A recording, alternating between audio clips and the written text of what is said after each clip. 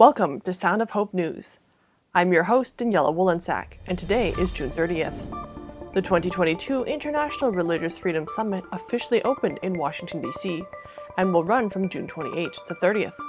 The top issue is the live organ harvesting of Falun Gong practitioners and Uyghurs in China. Xi Jinping will visit Hong Kong for its inauguration on July 1st. Over 10 reporters from around the world were not permitted to attend. 2 generations of emigrants explained why they left Hong Kong. Overall emigration rates for Hong Kong remain high, even during the pandemic. Finally, China tries to self-identify as a democracy to get around human rights issues. The logic behind their democracy isn't actually democratic, though. Let's get into it.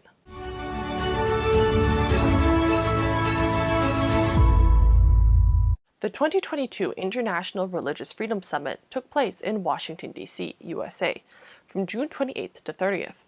On the first day of the summit, many of the guests spoke about the live harvesting of organs from Falun Gong practitioners and Uyghurs in China. According to the Epoch Times, the president of the Religious Freedom Institute, Tom Farr, discussed how the Chinese Communist regime murders and removes organs from Falun Gong practitioners. Ethan Gutmann, author of The Slaughter, co-founder of the International Coalition to End Transplant Abuse in China, also stated that the Chinese Communist Party uses Falun Gong practitioners for their organs. The Chinese Communist Party is also expanding to target Uyghurs as well. Gutmann said there is a huge continuum between what is happening to Falun Gong practitioners in China and what is happening to Uyghurs. Between 2.5 and 5% of the people in Xinjiang concentration camps are disappearing. Facilities such as detention centers and prisons have been built near CCP organ transplant centers. There is an express route for human organs at the Xinjiang airport. The practice of Falun Gong is Buddhist. It is based on the principles of truth, goodness, and forbearance, and includes 5 sets of exercises that help with health and fitness. According to internal statistics from the Chinese Ministry of Public Security, the number of Falun Gong practitioners in China was 70 to 100 million individuals before 1999. After, former Communist Party leader Jiang Zemin ordered a bloody crackdown on Falun Gong and implemented a policy of persecution that stigmatized it, cut it off financially, and tried to exterminate it physically. Then, the organ transplant industry exploded in mainland China after 2000. The Chinese Communist Party has been persecuting Falun Gong practitioners for 23 years now. Many investigative reports on the live harvesting of organs from Falun Gong practitioners and other prisoners of conscience have been published by the international community. The director of the Center for Religious Freedom at the Hudson Institute, Nina Shia, said at the Religious Freedom Summit that the Chinese Communist Party's live organ harvesting began with Falun Gong practitioners and now includes Tibetan, Xinjiang Uyghurs, and Kazakhstanese. Xi Jinping will visit Hong Kong on June 30th. As of now, the Hong Kong government has stopped 10 registered reporters from at least 7 media outlets from participating in the inauguration ceremony of the new Hong Kong government on July 1st. The same day is also the 25th anniversary of Hong Kong's return to China.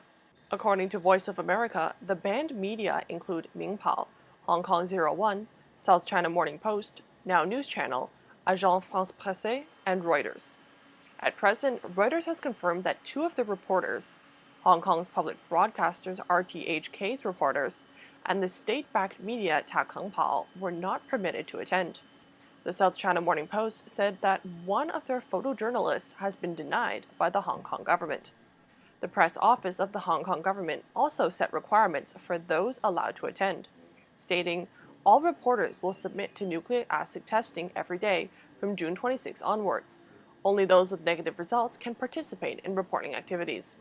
In addition, journalists covering the inauguration must stay in quarantine hotels starting June 29th. However, on June 28th, the Hong Kong press office suddenly notified many reporters that they could not report due to security reasons. In retaliation, the Hong Kong Journalists Association issued a statement on the evening of June 28th.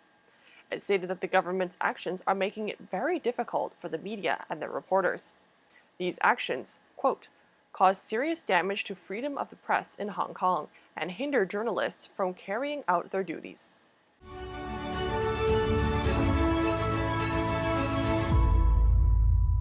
The 25th anniversary of the handover of Hong Kong's sovereignty is approaching.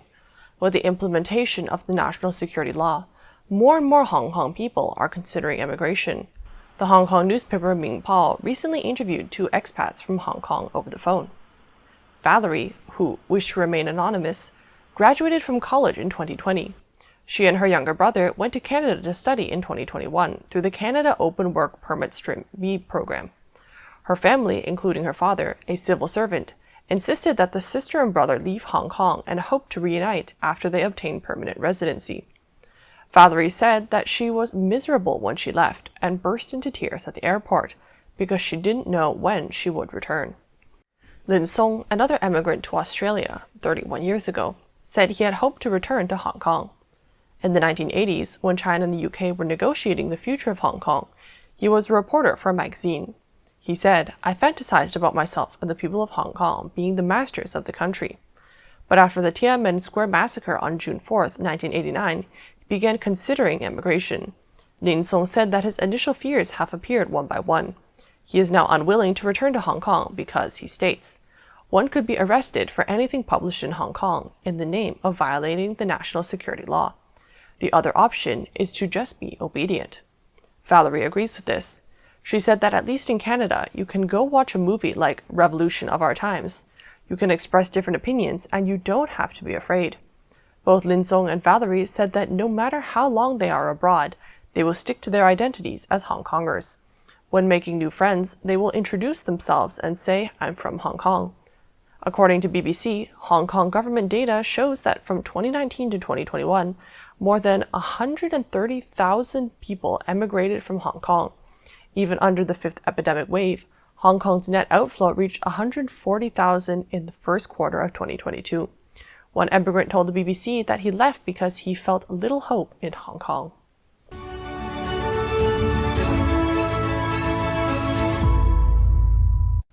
Recently, China conducted a nationwide survey to gather public opinions about its government. Chinese President Xi Jinping called it a successful example of a whole process people's democracy. This is the new term created by the Chinese Communist Party to appear democratic to the Western world and avoid the issues associated with dictatorship. It claims it is better than Western democracy. The month-long campaign, which ended in mid-May, was for the Communist Party's National Congress this fall. According to China's state-run Xinhua news agency, Chinese authorities gathered over 8.5 million online opinions on what the country's senior leadership should be in the next 5 years. On Sunday, June 26, Xi Jinping said the campaign was not just to promote effective governance and to serve the public better. Rather, it was a vivid demonstration of our whole process people's democracy. Regarding Xi's concept of what whole process democracy is, analysts say it doesn't align with the Western model of democracy. Director of the SOAS China Institute at the University of London School of Oriental and African Studies, Steve Tsang said, "No self-respecting independent political scientist in the West will accept Xi's whole process democracy as fitting the definition of democracy." He explains, Xi's whole process democracy is based on performance or meeting what the people want. But the one that assesses the performance is the Chinese Communist Party itself, via the use of the Maoist method called the mask line. So it is whatever the party says it is. It is anything but democratic. He continued, collecting public opinion, as with all other political acts, must be led by the party. China's democracy is based on Leninist rule in China and strongman leadership. The collection of survey data may also have been skewed. China is known to have one of the world's most restrictive media environments. It relies on censorship to control information in the news, online, and on social media. It's not clear if the millions of online opinions collected can accurately represent the people's voices. Freedom House rated the conditions for internet users in China. It remained profoundly oppressive. Last week, China's internet watchdog published a new set of draft rules on its website, calling for social media platforms to monitor every single comment before they are published and to report any illegal and bad information found to the authorities. An open public sphere is essential for democracies. In the West, these manifest as free speech, non-government news companies, the right to gather, and the internet. In China, all of these are still restricted. In May, the UN High Commissioner for Human Rights, Michelle Bachelet, visited China's Xinjiang region. She went to address the genocide and crimes against Uyghurs. These include mass arbitrary detention, torture, and deaths in detention, and enforced disappearances in China. On May 25th, Xi Jinping met with her and said China had made great progress in whole process democracy, safeguarding of human rights, and upholding of social equity and justice, according to South China Morning Post. Xi added, the Chinese people now enjoy fuller and more extensive and comprehensive democratic rights. The human rights of the Chinese people are guaranteed like never before. However, abuses of human rights and live organ harvesting are still prevailing in China. Human trafficking continues to be a major issue there, and the harsh COVID lockdowns have left people struggling to get necessities. Thank you so much for listening. If you like what you saw, please like, comment, and subscribe. See you tomorrow.